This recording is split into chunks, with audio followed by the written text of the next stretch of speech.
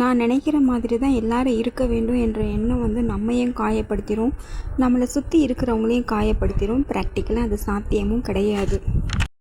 நமக்குள்ளே இருக்கிற ஒரு மிகப்பெரிய எதிரி என்ன தெரியுமாங்க? Self doubt. என்னால் இது முடியுமா, நான் இதை பண்ண முடியுமான்ட்டு நமக்கு நாமே கேள்வி கேட்கும்போது நாம் அந்த இடத்துல டவுன் ஆயிடுறோம்.